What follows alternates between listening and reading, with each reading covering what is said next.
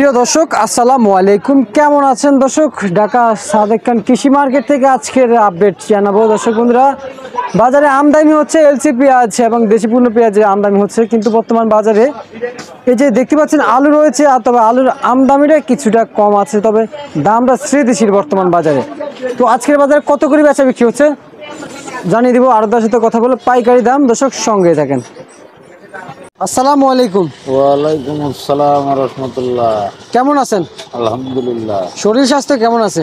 ভালো আছি ইনশাআল্লাহ। বর্তমানে পেঁয়াজের আমদানি কেমন হচ্ছে বাজারে? আমদানি ভালো আছে, ভালো আমদানি আছে। আর দেশি পেঁয়াজের আমদানি কেমন আছে? দেশি পেঁয়াজও আমদানি আছে বাজারে। আমদানি ভালোই আছে। বাজার কি বাড়তির দিকে না কমতির দিকে? বাড়াও না কমে না, একরকম থাকে। একরকমই আছে আজকে কয়দিন না।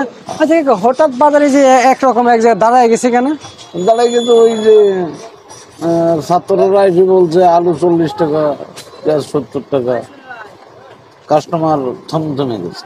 এই কারণে কাস্টমার থমকে গেছে। আচ্ছা আচ্ছা, বুঝতে পারছি। এই দেশি পেঁয়াজ কত করে দিচ্ছেন? দেশি পেঁয়াজ 100 টাকা। 100 টাকা আজকের বাজারে। কোন জায়গায় এটা?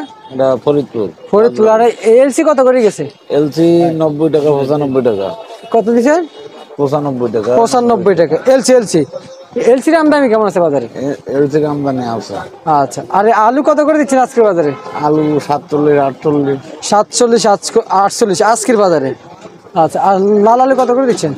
লাল সাদা দুটোটাই একই। একই দাম। আর আদা আদা চায়না আদা? চায়না আদা 1150 টাকা, মানে 220 টাকা কেজি। 230 টাকা কেজি। 230 টাকা কেজি।